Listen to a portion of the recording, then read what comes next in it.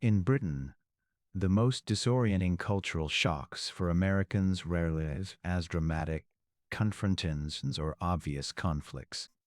They surface quietly, in pauses, glances, habits subtle they feel invisible to the people practicing them. The surprise comes not from what is said, but from what is deliberately left unsaid. In a society that values understatement as a social skill, restraint itself becomes a form of communication. For Americans accustomed to clarity, affirmation, and expressive ease, these small details can feel oddly destabilizing. One of the first things Americans tend to notice is the way everyday interactions unfold with a kind of careful modesty. Simple exchanges are wrapped in politeness that feels almost ceremonial.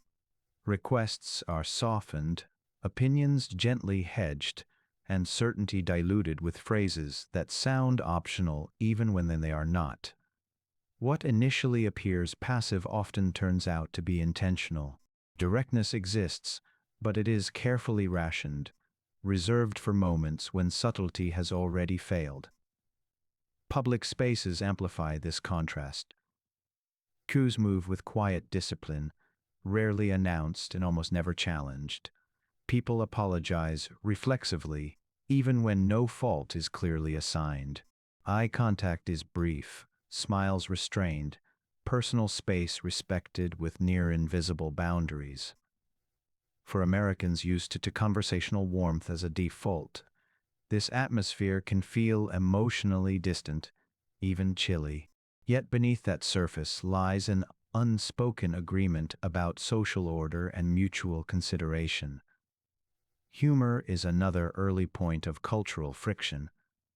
Jokes are often dry, self-deprecating, and delivered without signals that they are jokes at all. Sarcasm floats calmly through conversations, unmarked and sometimes indistinguishable from sincerity. Americans may find themselves unsure whether to laugh, respond, or apologize. The humor rarely asks for attention, it expects recognition. Missing it is not corrected, only quietly noted. Even emotional expression follows a different rhythm. Enthusiasm is toned down, disappointment understated, pride carefully concealed. Achievements are mentioned indirectly, if at all. Where Americans often view openness as authenticity, this restraint reflects that drawing attention to oneself disrupts social balance. Confidence is demonstrated through competence rather than declaration. These small behaviors accumulate quickly. None of them are hostile, yet together they create a social environment that feels coded and reserved. Americans often sense that something is happening just beneath the surface, out of reach, communicated through signals they have not yet learned to read. The shock is not about exclusion, but about adjustment. Realizing that in this cultural landscape, subtlety is not optional, and the smallest actions carry the greatest weight. Over time, these understated patterns begin to shape how Americans interpret everyday moments. Silence, for instance, carries more meaning than expected. Pauses in conversation are not treated as gaps to be filled, but as neutral space, sometimes even respectful. When a question is met with a brief response or none at all, it is rarely a sign of disinterest. Instead, it reflects a comfort with conversational restraint that contrasts sharply with American expectations of engagement and affirmation. Conflict follows similar rules. Disagreement is rarely framed openly, and confrontation is softened until it nearly disappears. Frustration may surface through irony, humor, or indirect phrasing rather than clear objection. Americans often sense tension only after it has been present for some time, expressed through subtle shifts or behavior rather than explicit statements.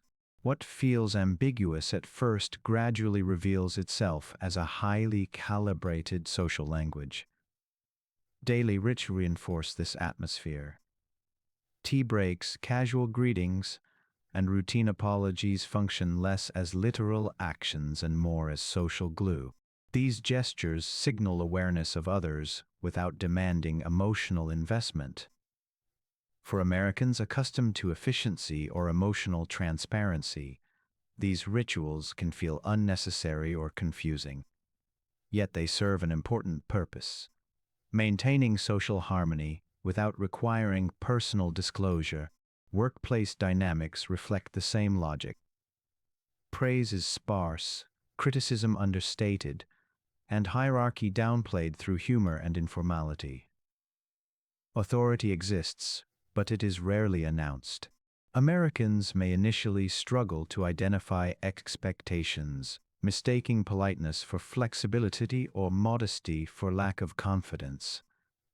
Over time, many realize that boundaries are firm, simply communicated quietly. Even friendliness operates on different terms. Warmth is expressed through consistency rather than enthusiasm. Showing up on time, respecting routines, and avoiding inconvenience are all signals of care. The absence of overt friendliness does not imply distance. It reflects a belief that consideration is demonstrated through behavior, not words. As these patterns repeat, Americans often begin to recalibrate their own instincts. Listening becomes more important than speaking. Observation replaces assumption. The shock fades not because the difference disappears, but because their logic becomes clearer.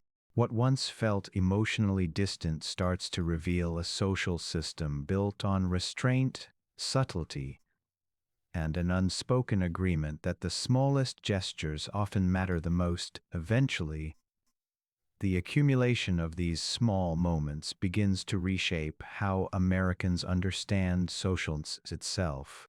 Attention shifts from what is said to how it is delivered, from enthusiasm to precision, from openness to control.